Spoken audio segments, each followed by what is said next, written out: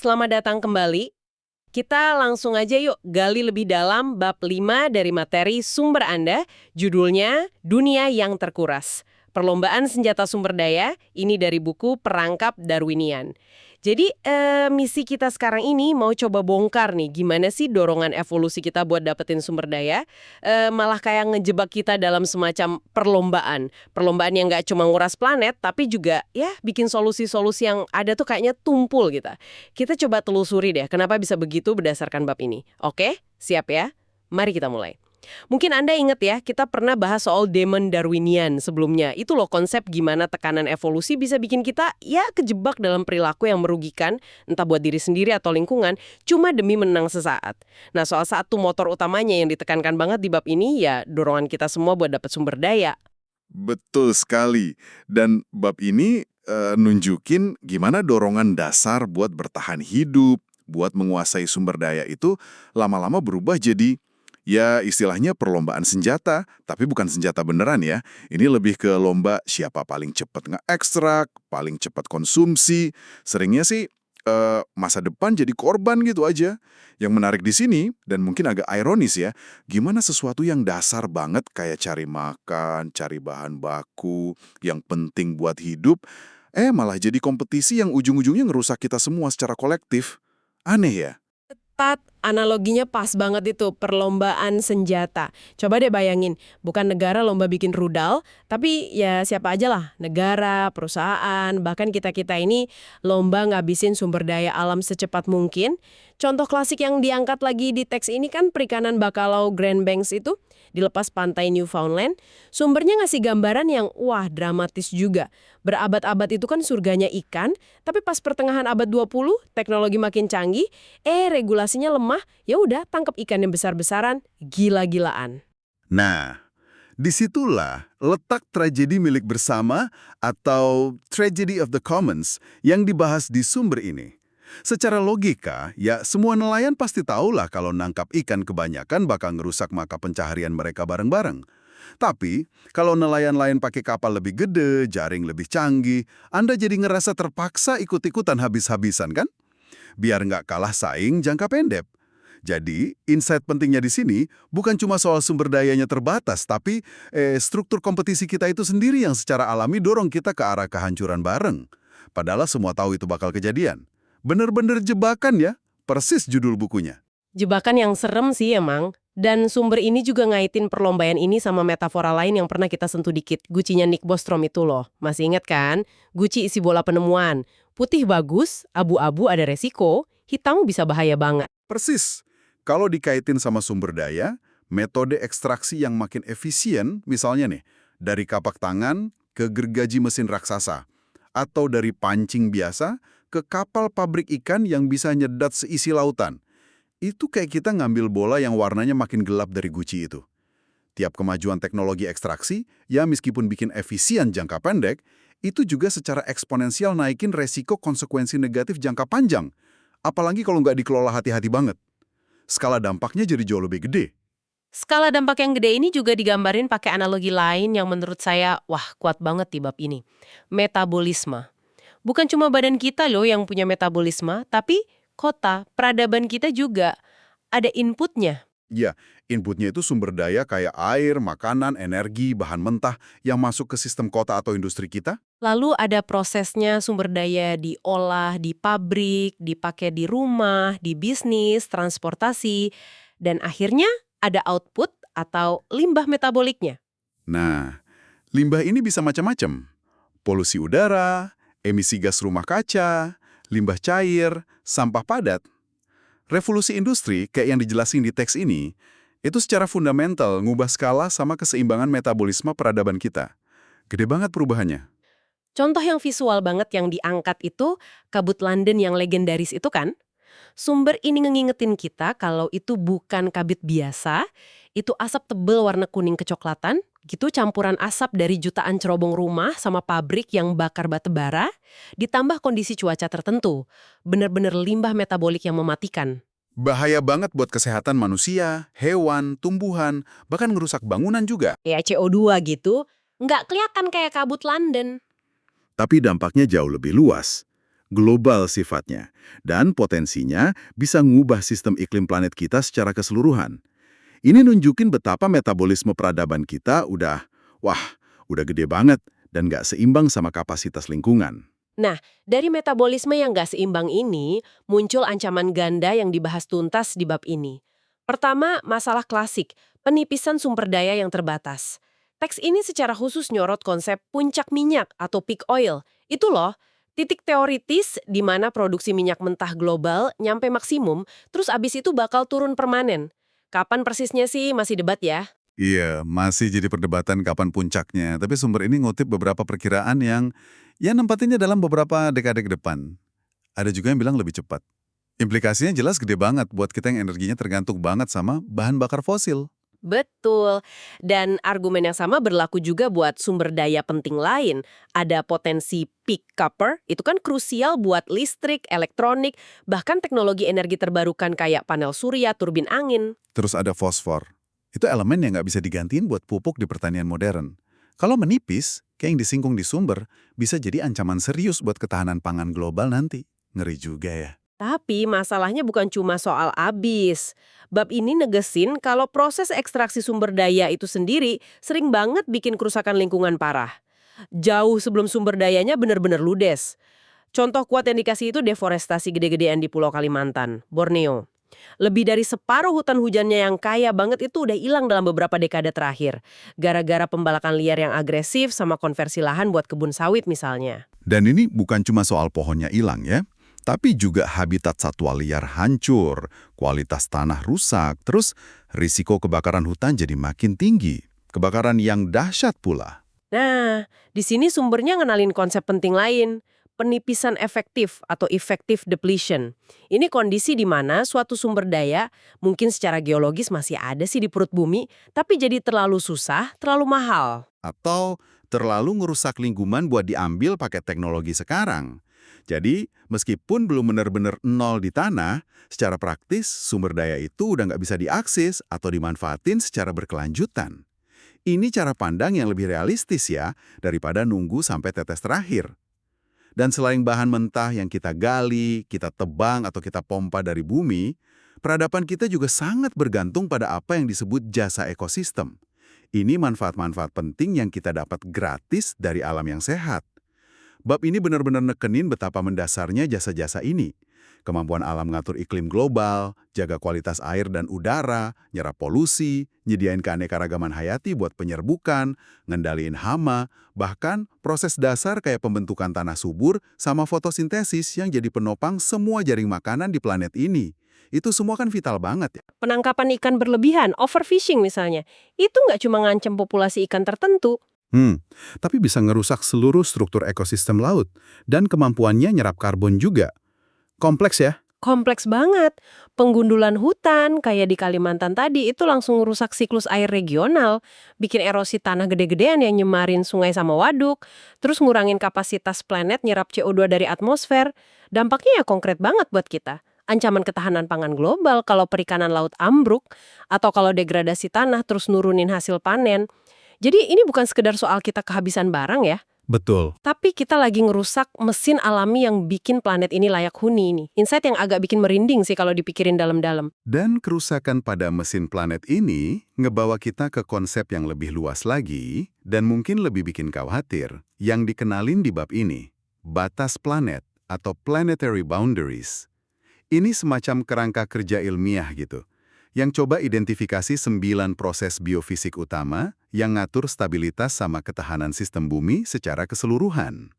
Batas-batas ini kayak perubahan iklim, keanekaragaman hayati, siklus nitrogen fosfor, penggunaan lahan, dan lain-lain bisa dianggap kayak pagar pengaman kritis gitu. Selama kita main di dalam batas ini, kita ada di ruang operasi yang aman. Mirip kondisi Holocene yang relatif stabil, yang bikin peradaban manusia bisa berkembang pesat. Nah, bagian yang cukup mengejutkan dari analisis di sumber ini, yang ngacu ke penelitian dari Stockholm Resilience Center, adalah kita udah ngelanggar beberapa batas kritis ini. Termasuk perubahan iklim, konsentrasi CO2 di atmosfer udah jauh di atas batas aman. Terus hilangnya integritas biosfer kelihatan dari tingkat kepunahan spesies yang tinggi banget, sama hilangnya keragaman genetik. Perubahan sistem lahan juga, skala deforestasi sama konversi ekosistem alami udah parah. Sama gangguan parah di aliran biogeokimia, terutama siklus nitrogen dan fosfor, gara-gara pupuk sintetis kebanyakan. Benar-benar kayak lampu peringatan di dashboard planet kita ini udah nyala merah terang buat beberapa indikator paling penting. Udah darurat ini ya? Betul. Dan ngelanggar batas ini bukan cuma masalah pelan-pelan, risikonya itu bisa micu perubahan lingkungan yang tiba-tiba, skalanya gede, nggak bisa diprediksi, dan mungkin ya nggak bisa dibalikin lagi. Irreversible tipping points. Level ancamannya jauh di atas sekedar kehabisan satu jenis mineral atau menipisnya satu populasi ikan. Ini soal stabilitas sistem pendukung kehidupan planet secara keseluruhan. Serius banget ini. Terus, ada nggak sih jalan keluarnya dari jebakan perlombaan senjata sumber daya sama risiko ngelanggar batas planet ini? Nah, bab ini kemudian ngusulin satu konsep sebagai alternatif. Ekonomi sirkular. Idenya sebenarnya cukup elegan ya, niru cara kerja ekosistem alami. Di alam kan nggak ada konsep sampah. Semua materi muter terus, didaur ulang, dipakai lagi, diregenerasi dalam siklus yang berkelanjutan.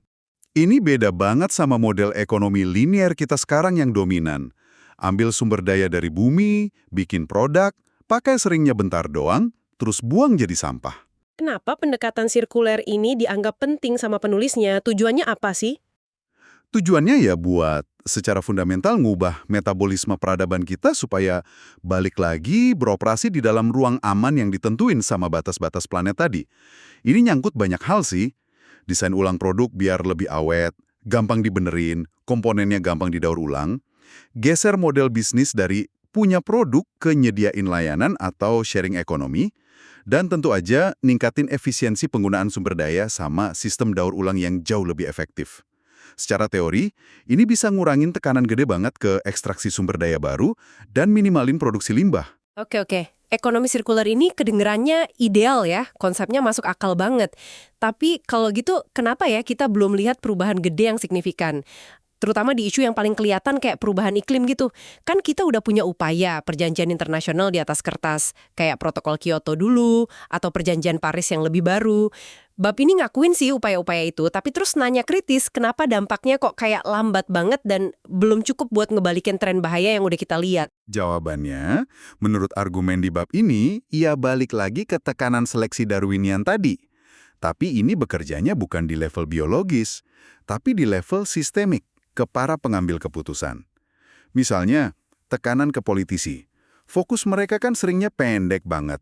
Gimana menang pemilu berikutnya, gimana jaga pertumbuhan ekonomi kuartal ini, gimana nyiptain lapangan kerja sekarang. Nah, isu lingkungan jangka panjang yang dampaknya mungkin baru kerasa puluhan tahun lagi, dan solusinya mungkin butuh biaya atau ubah gaya hidup sekarang, ya sering kalah prioritas dibanding tuntutan politik ekonomi yang mendesak. Gitu loh. Sumber ini nyontohin dinamika tarik ulur partisipasi Amerika Serikat di perjanjian Paris itu kan, keputusan satu negara buat gabung, bertahan, atau malah keluar, seringnya lebih dipengaruhi sama hitungan politik domestik, tekanan lobi industri. Iya, sama pertimbangan ekonomi jangka pendek. Bukan murni karena bukti ilmiah jangka panjang soal gentingnya krisis iklim. Ini nunjukin betapa kuatnya insentif jangka pendek di sistem politik kita. Mirip juga di dunia korporat ya. Banget. Tekanan fundamental buat sebagian besar perusahaan publik kan buat maksimalin nilai pemegang saham, shareholder value. Seringnya dalam hitungan kuartalan atau tahunan. Tujuan ini bisa langsung bentrok sama investasi jangka panjang yang dibutuhin buat keberlanjutan lingkungan. Apalagi kalau investasi itu nggak langsung ngasilin untung duit. Teks ini bahkan nyorot kasus-kasus yang lebih, ya, bikin resah lah. Disebutin gimana beberapa perusahaan energi gede berdasarkan dokumen internal mereka yang bocor, sebenarnya udah tahu resiko serius perubahan iklim gara-gara produk mereka. Minimal sejak tahun 70-an loh. Wow, udah lama banget itu ya. Iya, tapi bukannya malah mimpin transisi ke energi bersih, beberapa di antaranya malah dilaporin ngabisin dana gede buat lobi nentang regulasi iklim sama mendanai kampanye buat nyebar keraguan soal sains iklim ke publik. Ada juga praktik greenwashing yang bikin resah. Perusahaan ngabisin lebih banyak duit buat masarin citra hijau daripada benar-benar ngelakuin perubahan penting. Skandal Dieselgate Volkswagen tahun 2015 itu contoh mencolok yang dikutip. VW sengaja masang software ilegal di jutaan mobil diesel mereka buat nipu pas tes emisi. Oh iya, ingat saya kasus itu? Di lab, mobilnya kelihatan bersih, tapi di jalanan emisinya jauh di atas batas legal. Mereka masarin mobil-mobil ini sebagai pilihan ramah lingkungan, padahal, ya, bohong. Terus satu lagi area masalah yang dikritik di sumber ini, pasar sukarela buat kredit carbon offsets. Teorinya sih bagus ya, perusahaan bisa nebus emisi mereka dengan danain proyek yang ngurangin emisi di tempat lain, kayak lindungin hutan atau bangun energi terbarukan. Tapi prakteknya, menurut studi yang dirujuk di bab ini, pasar ini penuh masalah. Pertama, hitungan karbonnya sering nggak kredibel. Susah mastiin pengurangan emisi yang diklaim beneran terjadi, dan tambahan, artinya nggak bakal kejadian tanpa dana offset. Jadi banyak akal-akalan juga ya. Bisa jadi. Kedua, kualitas proyeknya macam-macam banget. Satu studi malah nemuin sebagian besar kredit karbon dari beberapa proyek konservasi hutan yang populer, kemungkinan besar nggak ngewakilin pengurangan emisi real. Gitu. Wah, ini ngingetin sama hukum Goodhart itu ya, kalau sebuah ukuran jadi target, dia malah jadi nggak bagus lagi, karena orang mulai mainin sistem buat nyampe target itu tanpa nyampe tujuan sebenarnya. Nah, persis. Klaim netral karbon berdasarkan offset yang meragukan bisa jadi contohnya. Jadi, intinya, argumen utama bab ini tuh, kita nggak bisa cuma ngandelin niat baik atau kepahlawanan individu, politisi, atau CEO buat ngelakuin yang benar buat planet ini. Kalau sistem ekonomi sama politiknya sendiri secara sistematis ngasih insentif yang salah, insentif yang dorong eksploitasi jangka pendek dan ngabaikan biaya jangka panjang, itu masalahnya. Ini benar-benar bikin kita mikir ya, pertanyaan krusialnya jadi, gimana dong caranya kita ngubah aturan mainnya? Gimana kita bisa desain sistem di mana ngelakuin yang benar secara lingkungan itu juga jadi yang paling masuk akal dan nguntungin secara ekonomi dan politik? Wah, tantangan gede banget ini.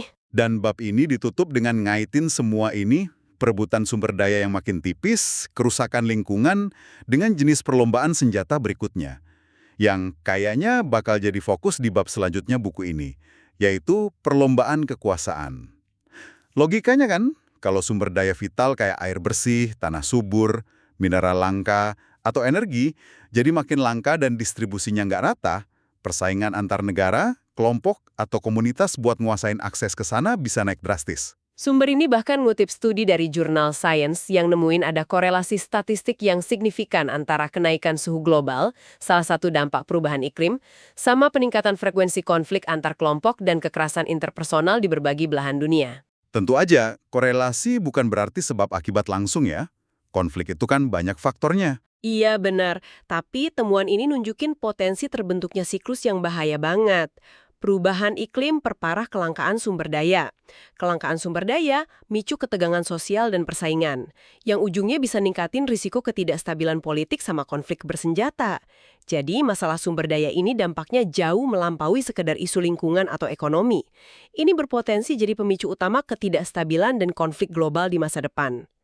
Wah, jadi dari penjelajahan kita di bab 5 ini, kita udah lihat ya gimana perlombaan senjata sumber daya yang akarnya dari tekanan evolusi dasar buat bertahan dan berkembang biak, udah bawa peradaban kita ke jalur yang, ya penipisan sumber daya alam, bikin kerusakan lingkungan luas, bahkan bawa kita ke risiko bahaya ngelanggar batas aman operasi bumi. Kita juga udah kupas kenapa upaya solusi yang ada sekarang, meskipun penting dan niatnya baik, seringnya malah mentok atau bahkan dibajak sama insentif sistemik yang kuat baik di politik maupun bisnis, yang justru dorong perilaku eksploitatif jangka pendek.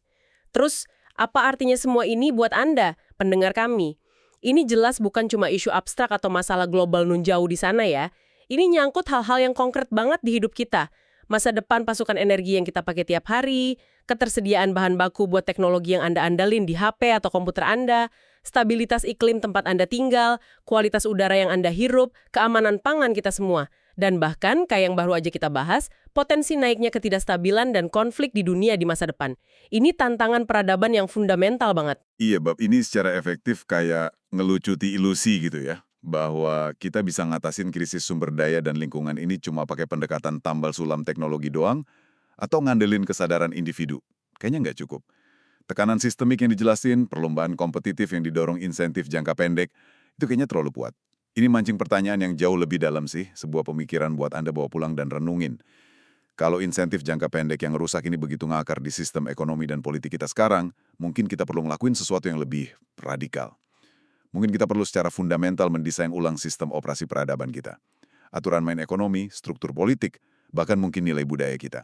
supaya secara otomatis, secara inheren, menghargai keberlanjutan, keadilan, sama kesejahteraan jangka panjang. Bukan cuma sekedar target tambahan atau perjanjian sukarela di atas sistem yang rusak. Tapi sebuah sistem yang struktur dasarnya emang selaras sama batas kemampuan planet ini dan nilai kemanusiaan kita yang paling dalam. Kayak apa sih wujud metabolisme peradaban global yang benar-benar sehat, adil, dan berkelanjutan itu? Dan ya, bisakah kita mulai bangun itu sebelum terlambat? Pertanyaan besar ya. Terima kasih sudah bergabung dalam penjelajahan mendalam kita kali ini mengenai bab 5, dunia yang terkuras. Semoga analisis dari sumber Anda ini ngasih pemahaman yang lebih kaya, lebih bernuansa, dan mungkin juga lebih menantang ya tentang kompleksitas tantangan sumber daya global yang lagi kita hadapi bareng-bareng. Sampai jumpa di sesi berikutnya.